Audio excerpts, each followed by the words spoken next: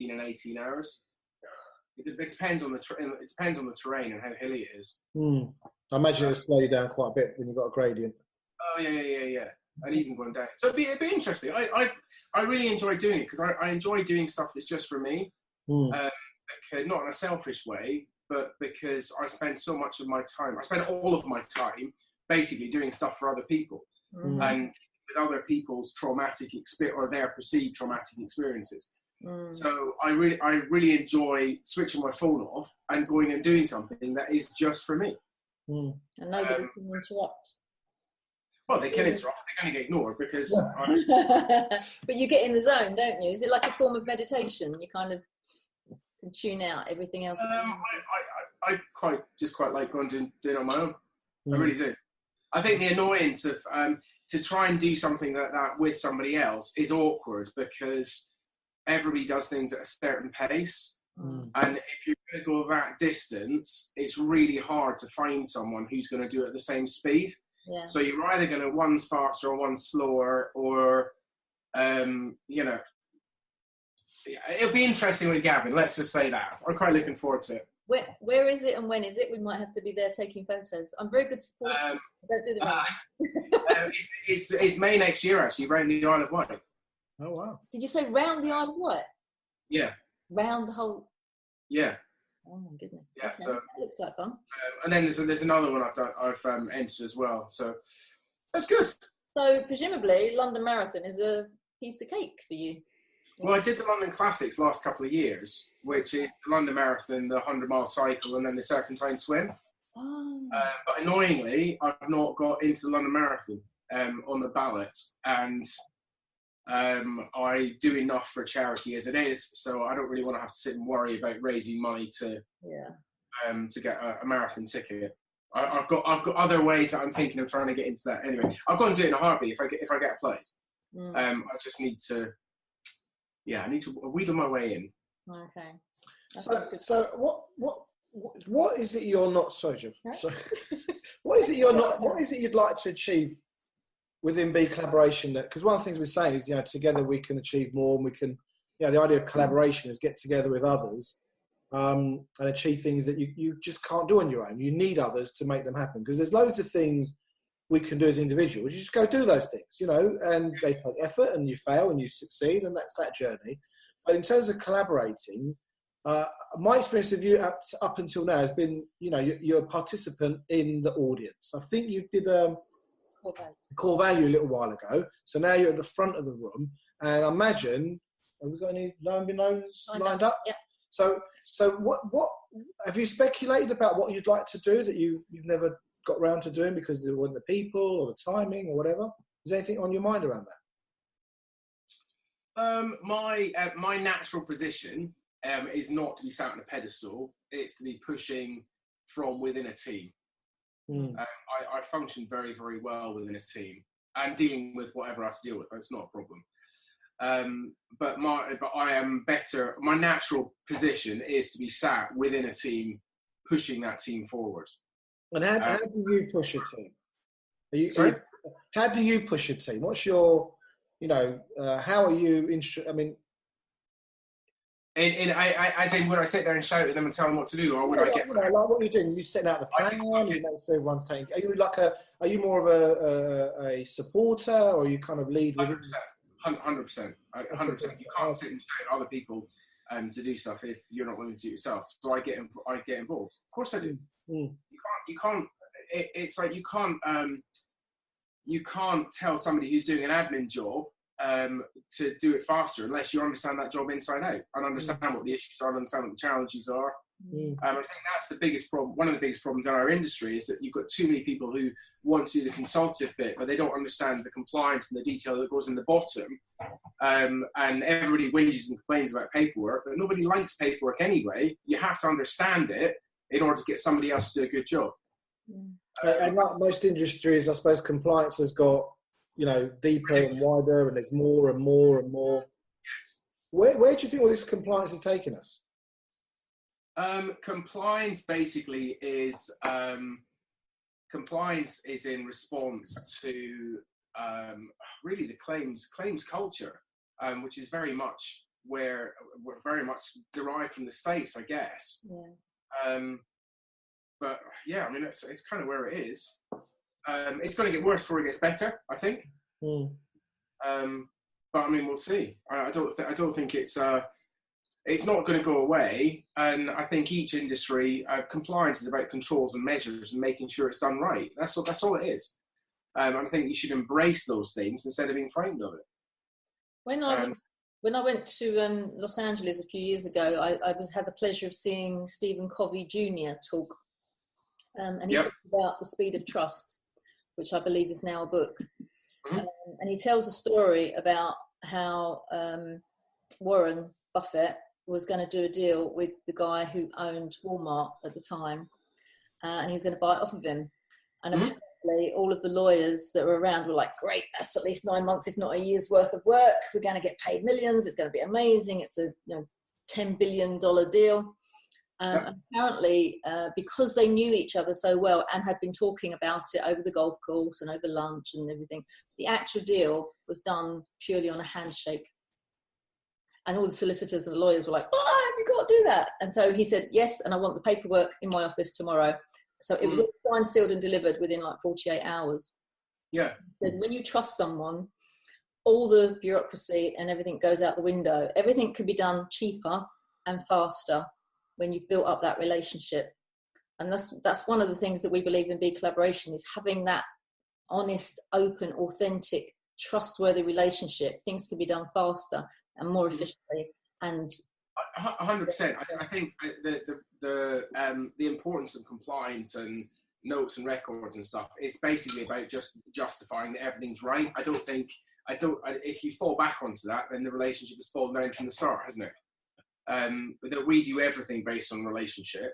And I think if somebody came in and said, can you prove your point? We'd always be able to prove the point, but then you haven't got a relationship. They should be going somewhere else. 100%. Interesting. So what do you think is happening in the UK property market? I mean, do you get asked about that, or are you looking at particularly from a point of view that like, they want to borrow X amount, we're going to find them X amount, we broker it, get them the money, or do you have views about how things are going with Brexit? I mean, again, I know I said to you about, what did you say earlier on? Was it held to what you might say today? But I'm not looking for professional advice, but more like, given you have an insight into that, what would you be saying about it? The marketplace at the moment is what the marketplace is. It's from our business point of view. So long as there is confusion and upset in the marketplace, it's good for business. But that's really bad for clients. It's really bad for Joe Public who are trying to get ahead, trying to buy a house, whatever. And I think it almost fosters more of a distrust. And it makes it overly complicated, which is just ridiculous. That is just insane. The whole Brexit thing is, my wife's French. I spend a lot of time in France. Basically, the UK has gone for a hard divorce instead of going through marriage counselling, which is just insanity. I mean, it's just the whole thing is just insanity, to the point that you can't trust any of the key indicators that you've normally trusted. So you can't trust economics. You definitely can't trust politics. So who do you trust? You go with your gut instinct. Have you got all the information? Have you not got all the information?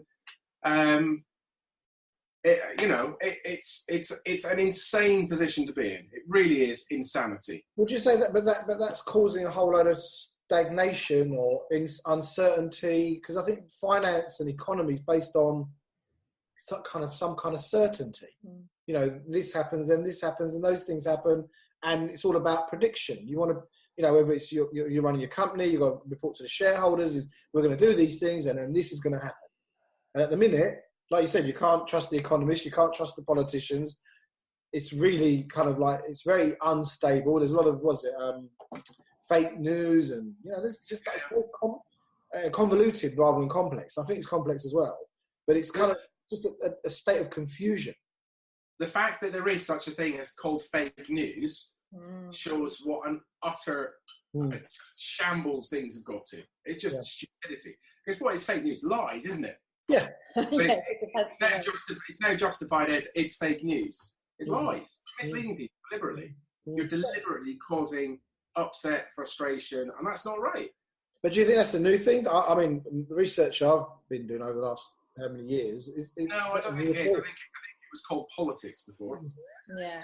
So if you could wave your magic wand, what would happen in your industry? Actually, I think the best thing that could ever happen was to get people to work together. Not necessarily in different companies. Revolutionary.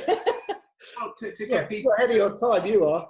To get people to talk, and to get people to talk and communicate with each other, because I think the problem you've got is that everybody has been so much put into so much of a competitive mindset that they're competing with the very people who they should be working with for the client experience, and they're not even in competition. The attitude that we get from occasionally from solicitors and accountants, we're all in the same transaction. We're all working for the same client, and you get the legal language of, oh, my client says this and my client says that. So hang on a minute, we've introduced the client to you. Yeah. So I understand you're now speaking a compliance language, but what you're not doing is you're not working with the team of people who are all doing their individual bits, and they're not in competition in any way, shape or form to achieve the common goal that the client wants.